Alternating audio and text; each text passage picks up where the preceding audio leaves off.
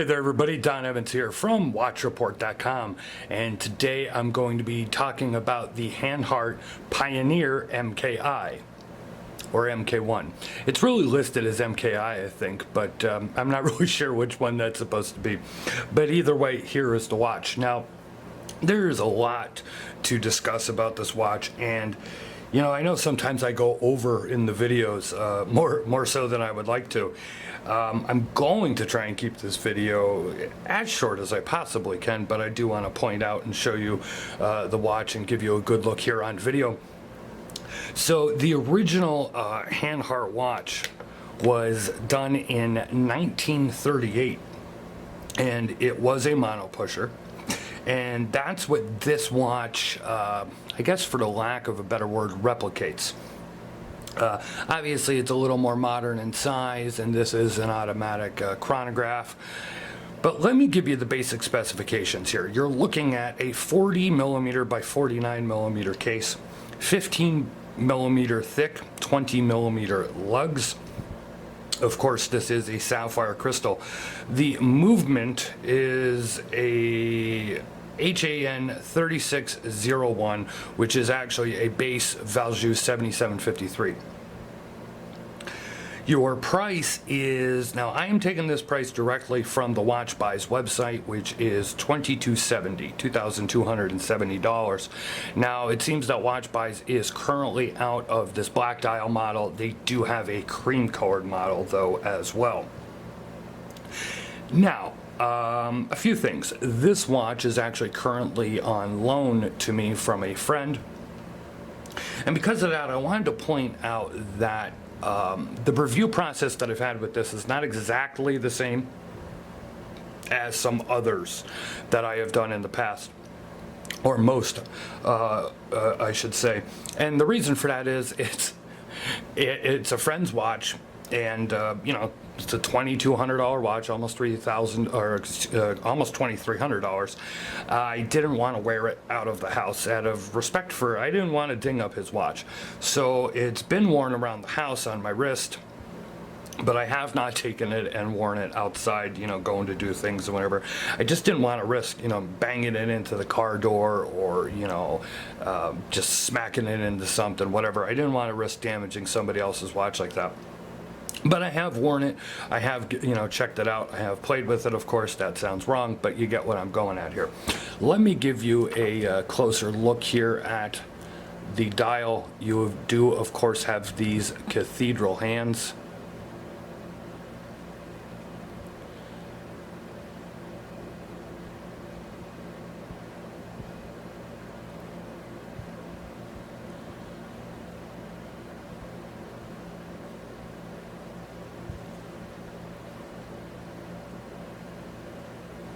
There is a look at that monopusher, which we will talk about that monopusher and the placement of it here in a second. Here is a look at the case back. As I said, it is 15 millimeters thick, and you know, it almost looks like it's 16 millimeters. It's a thick watch, and sometimes that appears even thicker because of the size of the watch, only at 40 millimeters. So, as I said, there's a lot to discuss with this watch, but one of the things I want to point out is that the monopusher here and the little marker here on the bezel are ceramic, and that the movement is a heavily modified 7753. It is not your basic 7753, and I will get into that at the full article and review at WatchReport.com. But one of the things that I think is noteworthy is if you take a look here, you'll see that the pusher itself, the monopusher itself that activates the chronograph, is not actually at that 2 o'clock position where you would normally see it. It's actually up higher by a good few millimeters on the case here, so it's really between the 1 and the 2. And what that allows is that gives you more space between your actual very large pusher and or crown and the pusher. Now, of course, this is not a screw down crown. Okay. But it also does not have a date wheel, and this only goes out to one click. So they modified the movement by taking out the date. It's not like, you know, there's 2 clicks, but there's actually no date on the movement, or on the dial, I should say. One other thing I want to point out, and as I said in the last video, I'm working with the new camera here, but I think they're got a good shot of it. You can see that the chronograph hand is actually bent, as opposed to just being straight. So it actually bends and curves to the dial, which I think is pretty damn cool. This is a slightly domed sapphire crystal. If you could get a look at it there.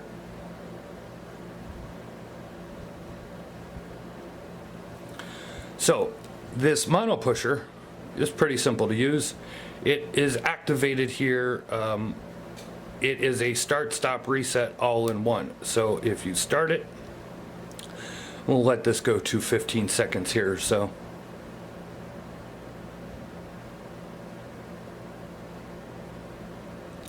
So you will then stop it with that pusher, and then you will reset it as well.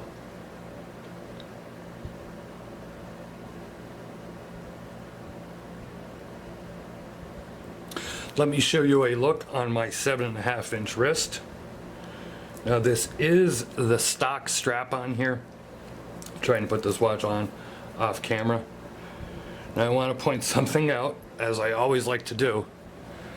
So this is the stock strap. I have a 7.5-inch wrist, and if the camera will focus here, which of course it doesn't want to, there we go, you could see that I have 3 holes left, but they're, you know, if I went into this hole, I'm barely going to be able to put them into the keepers. So not a very long stock strap for this watch. But there is a look on my wrist at 40 millimeters. It is a very nice size. It really wears almost like a 42 millimeter instead of that 40, and that's probably due to that very, very large 8 millimeter crown.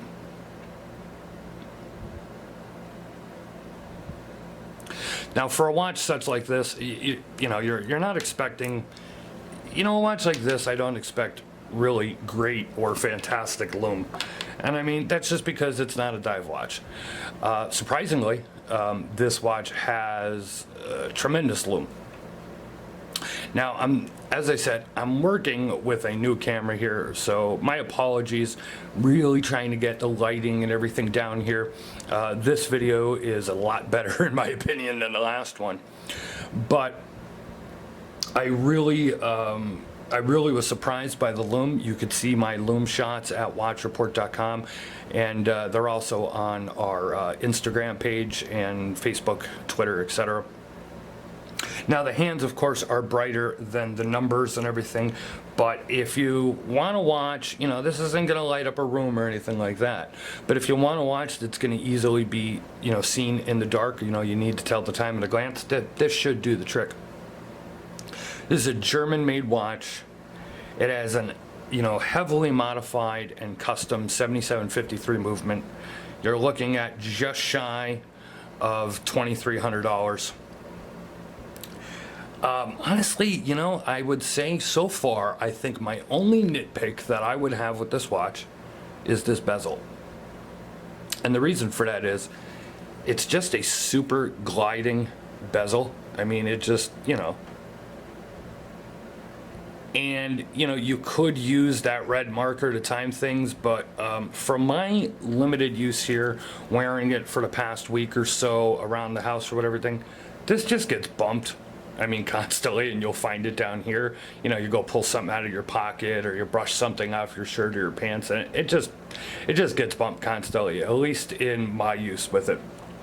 So, I mean, if you're gonna have a rotating bezel that can be used to time something, I think it should have a little more resistance to it and shouldn't be so easily moved around the dial. Otherwise, you know, I really can't find a complaint. If you like the style of watch, it's a beautiful looking watch. The fit and finish on here is fantastic. And, if you want to see more, click the eye in the upper right-hand part of the screen. We'll take you over to watchreport.com. I'll have my full updated thoughts and comments, more about the history of this watch, and more about the movement as well. You can follow us on social media, as I just stated a little earlier. We're on Facebook, Twitter, and Instagram. Leave a like or a comment here on YouTube. Please subscribe to our YouTube channel. You will never miss another hands-on review. This has been Don Evans with a look at the Hanhart Pioneer MK I. Thank you very much. I'll see you guys on the next video.